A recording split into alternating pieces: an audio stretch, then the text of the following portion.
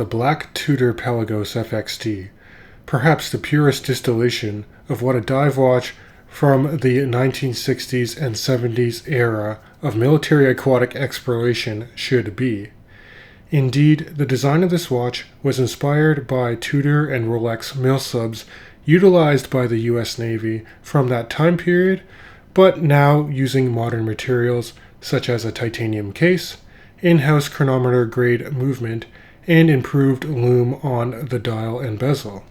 This watch shares similar dimensions with the original FXD that was released in collaboration with the Marine Nationale a couple of years ago, with a roughly 42mm case diameter, 51mm of lug-to-lug distance, and 13.6mm in overall case height, measured from the bottom of a screwed-down case back and to the top of a flat sapphire crystal. This diver also has an even 22mm lug opening between those fixed lug bars where straps can slide through. I measured the total weight of this watch, including the OEM fabric and Velcro strap, to be only 87 grams, making this watch very comfortable to wear on my 7.5-inch wrist. That's 19 centimeters in circumference if you're using the metric system. Aside from the black versus blue colorway on the FXD, this diver also has some subtle differences on the bezel and dial text color. What we have on the black FXD is a traditional 60-click unidirectional bezel with a 60-minute elapsed time scale. Now the action on this bezel is snappy and somewhat precise, but also has a small amount of backplay when trying to align it with the minute marker on the dial. By contrast, the Marine Nationale FXD has a 120-click bi-directional bezel with a countdown or emission timer scale that can also be used to aid divers in gaining orientation while underwater. Strangely, I found that the official Tudor website has the same type of bi-directional bezel description for both FXD models, when clearly the black version does have that standard unidirectional bezel action on it. Now, with respect to the dial text, they are largely identical, with the exception of the word Pelagos being in a dark red color on the black dial variation. Now, this dark red color is actually difficult to read in my opinion, and I prefer the pure white text that's used on the Marine Nationale iteration of the FXD. Regardless of which FXD model you want to go with, both the black or blue versions come in at a retail price of 5,220 Canadian dollars. The hands and applied hour markers on the FXD are stark white, giving them excellent contrast and high legibility against the matte black dial. You have a classic Tudor snowflake hour hand, a sword-style minute hand, and needle-like seconds hand with a weighted rectangle towards its tip to tell you the time. I like that the applied hour markers are essentially big blocks of superluminova that really add some depth to the dial. In fact, the lume application on this watch, which includes the hour markers, the hands, and all of the bezel markings, is excellent. The lume is potently and evenly applied to all surfaces, so reading this watch in the dark is not going to be a problem whatsoever.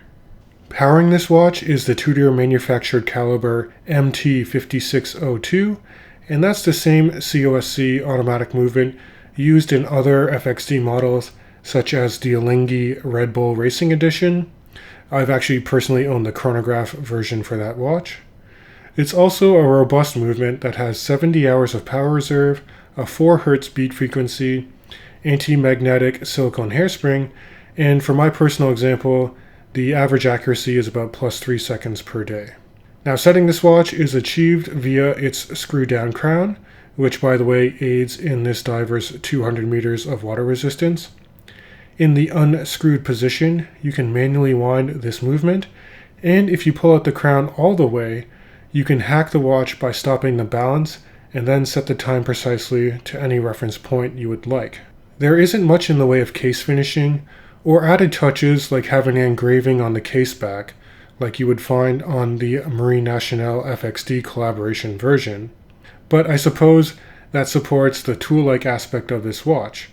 I think the most you can do to change up the look is play with different strap options, which thanks to the fixed lug bars, is very straightforward and doesn't require a spring bar tool. Throughout the course of this video, you would have already seen some strap options that I've used, and when comparing this black FXD to the navy blue version, I think that this one is slightly more classic and versatile when pairing it with different straps. Indeed, for the mainstream watch enthusiasts, I think they'll be drawn to this black FXD as it would be a really great GATA timepiece. Whereas for the watch nerds out there that appreciate watches in active military service and developed in collaboration for diving missions, the Marine Nationale FXD would be the way to go. In terms of potential negatives for the FXD, I think that some people will be turned off by not having a bracelet option due to the fixed lugs on this diver. That said, Tudor does supply a nice Velcro and rubber single pass strap right out of the box. And outside of that, I would say that after owning both the Marine Nationale and black FXDs, I personally didn't find the bezel action on my example to be as refined as some other divers from Tudor, like the Black Bay line. The individual bezel clicks on the FXD were not always consistent and not as well dampened when compared to the Black Bay. But at the end of the day, the Tudor Pelagos FXD remains one of the best titanium dive watches for around the $5,000 price point. Personally for me, I would love to combine the traditional unidirectional dive time bezel of the black FXD with the colorway of the navy blue FXD to make the near perfect Pelagos. That said, I'd love to hear your feedback on what would make the perfect Pelagos model for you and what you think of this black FXD release from Tudor. So be sure to be active in the comments section below. And if you do enjoy this content, please consider subscribing and liking my content. And as always, I can't wait to catch you guys in the next video.